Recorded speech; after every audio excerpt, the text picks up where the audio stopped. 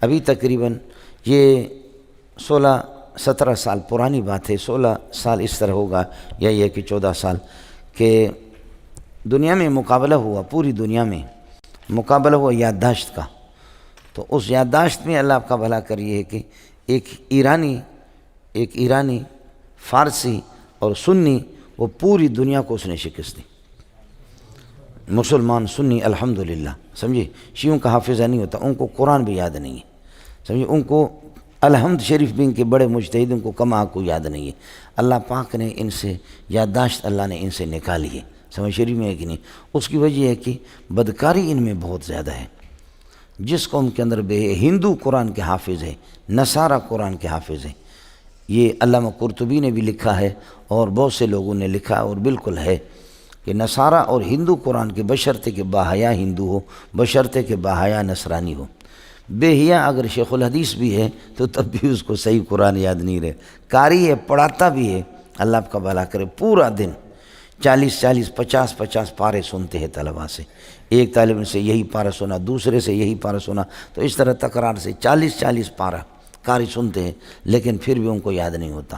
اس کی بنیادی وجہ یہ ہے کہ بے حیائی. علامہ سمرقندی نے جیسے لکھا ہے کہ قراء کے اندر یہ بے حیائی ہوتی ہے. مجھ سے سم تو نہیں ہے، اللہ کی مخلوق ہے مولانا. خیر، یہ امام بخاری رحمۃ اللہ علیہ، میں عرض کر رہا تھا کہ یہ جو ایرانی یہ سب سے جیت گیا. حضرت شیخ الاسلام مولانا عبدالحمید صاحب ان حضرات کے پاس یہ آ گیا تھا زاہدان میں. تو ایک بورڈ لیا، اس بورڈ پہ لکھتے فارسی اول سے لے کر آخر تک، فارسی لکھو یا عربی لکھو. وہ اس طرح دیکھے گا اور پھر کہے گا چلو میں ابھی اس کو دیکھتا ہوں. ایسے پورے بورڈ کو ایک مرتبہ پڑھا. ایک مرتبہ پڑھنے کے بعد اول سے آخر تک کہے گا اب اس کو سنو. ہو بہو لفظ بلفظ آپ کو سنائے گا، آپ جتنا بھی لکھو جتنا بھی لکھو. ایک یہ. دوسرا یہ کہ ہند سے آپ لکھتے ہیں کہ 102 اور 106، 110، 220 اور 408، 607 مختلف بے ترتیب اس پورے بورڈ کو اعداد آپ لکھتے رہیں. اس نے ایک مرتبہ دیکھا تو اس طرح آپ کو سارا کا سارا سنائے گا اور پھر کہے گا نیچے سے سنو. پھر اس طرح یہ کہ نیچے سے الٹا اوپر جائے گا، بالکل ٹھیک جائے گا.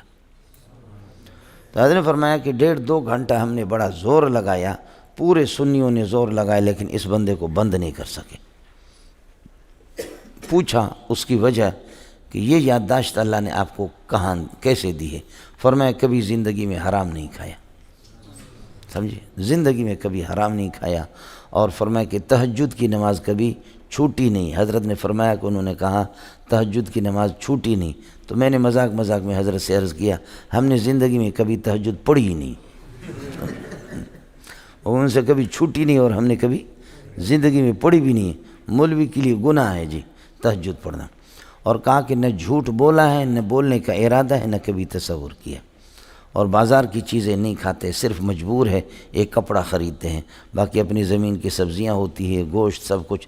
بازار کی چیزوں میں نورانیت نہیں ہوتی، وہ انسان کی ذکاوت کو ختم کر دیتے، فقیروں کی نگاہیں ان پر پڑتی. خیر، یہ اس دنیا کے اندر الحمدللہ موجود ہے. اب بھی آپ دیکھیں یہ سوات کا ایک بچہ گیا جس نے 80-90 ملکوں کو شکست دے دی.